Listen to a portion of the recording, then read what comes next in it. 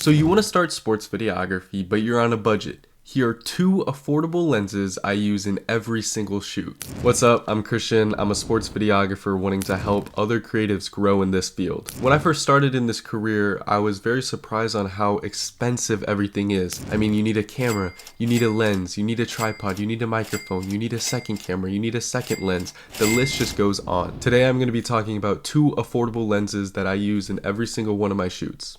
Lens number one is the Tamron 28-75 2.8. I upgraded from my kit lens into this Tamron lens, and let me just tell you, it was a game changer. Not having an aperture that changes when you zoom in is honestly one of the best feelings in the world. And you might be thinking to yourself, well, how much can I get this lens for? You can get this lens for under $1,000. Compared to the Sony G Master, the second version, you could get anywhere from $2,500 to $3,000. Honestly, you don't get as wide as of an angle as the G Master lens, but you can zoom in further down the core or field that you're filming at. Before I did upgrade to the Sony version, this was the lens that I used for every single basketball game. If I'm doing pregame and even during the game, that's the lens that I like to use. Now, because I have experience, I have the Sony G Master, the second version, and honestly, with the Sony lenses, you obviously will see more of the sharpness and quality increase, but for the price of the Tamron lens,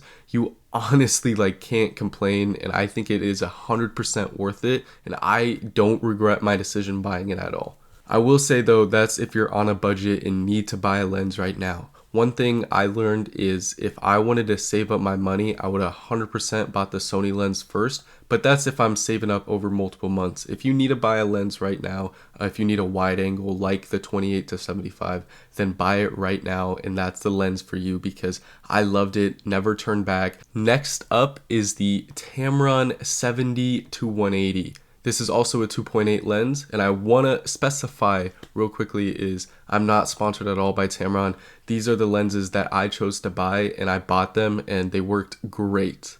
Once again, let's say you're trying to save up money and you're looking at the Sony lenses and the 70-200 is pushing $3,000. Well, let me tell you, you can get this lens for half the price of that. The Tamron 70-180 2.8 is about $1,500, and if you buy it used, you can sometimes find it under $1,000. And once again, this lens is also 2.8. It doesn't change when you zoom in. So let's say if you're shooting night football, which that's exactly what I did, the state tournament or even in-season games. That's exactly what I did, and it turned out phenomenal. I can't complain at all. And obviously, I hope for all of us one day it is a goal to upgrade out of the Tamron lenses and get some Sony lenses or some Canon lenses that you're trying to save up for. But if you're on a budget and want to buy the cheaper versions now, this is 100% the lens you need to buy.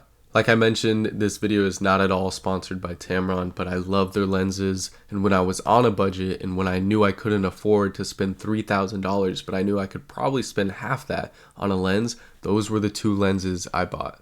And there probably are cheaper lenses or cheaper alternatives, but these are the lenses that I have experience with, and I know they turned out great. If you have any questions, drop them in the comments. I'm also really good at responding to all my DMs, so please feel free to reach out. Please also subscribe, and I will see you in the next video.